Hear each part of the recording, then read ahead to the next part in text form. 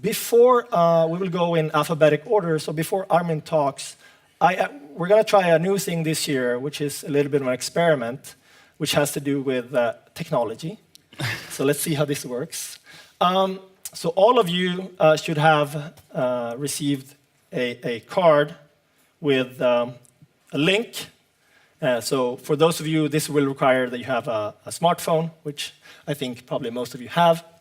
If you don't have internet connection, here's the Wi-Fi password.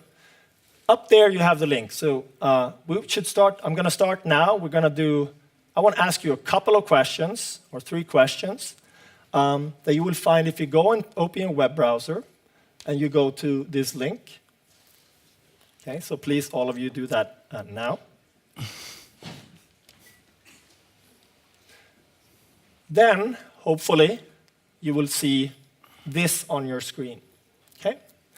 So now, and this will tie into the talks that you will hear, but I also want you guys to, start thinking about this, sort of what's your take, what's your view on these issues? So let me start with a pretty straightforward question, a little bit of a warm-up question. So think about the following statement.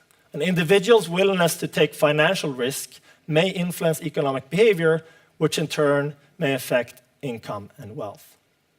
So broadly speaking, if you had to pick, would you agree with this statement, or would you not agree? So click if you agree, you will click yes. If you don't agree, you click no.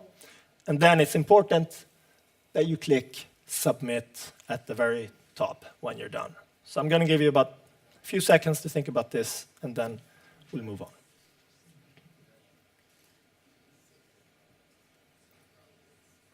Okay? So let's see the results. All right, so I think we're off to a good start, because if you're in the no camp, maybe some Armin's work will perhaps convince you otherwise.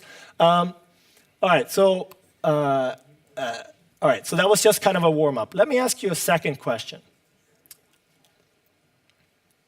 And we can move on to the second question, perhaps. Okay. Now I want you to think about, so Armin will talk about preferences. Let's focus on one type of preference, which is risk. So let's think about gender differences. Alessandra will talk about some of her research when it comes to differences in outcomes for women and for men. So do you think the willingness to take risk typically differ across women and men around the world? So think about all the individuals in the world right now. Think about women, think about men. Would you say, on average, typically there are differences? If you don't think so, press 1 or press no. If you think, yes, there may be gender differences, but they're going to be negligible, very small. If you think, yes, men are substantially more willing to take risk, you press 3. Or if you think women are substantially more willing to take risk, you press 4.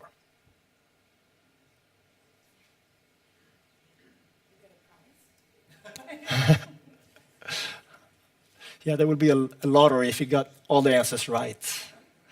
Okay, so let's see the results from this one. Interesting. So clearly, the most popular answer is number 3, which is men are substantially more willing to take risk. But there is also some heterogeneity in the room. So the second most popular answer is that gender differences are very small or almost negligible. Okay? All right. Third and final question. And now we move into the policy space. Felipe will, of course, talk about some of his views and experiences. And I want to focus on, we can take a country like Chile.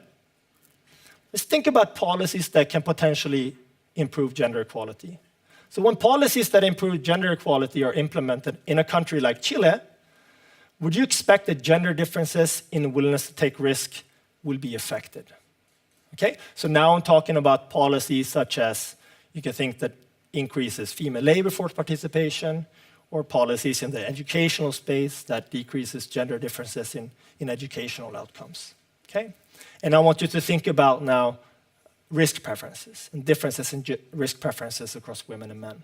So if you think these kinds of policies, very broadly speaking, will have no effect on preferences, you should press no. If you think yes, maybe, but these effects are going to be very small, you press 2.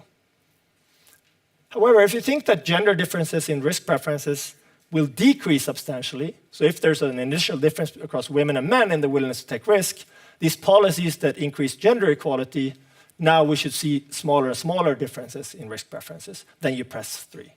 Okay? Or vice versa, if you think that these initial differences will actually be amplified and increase substantially, then you press 4.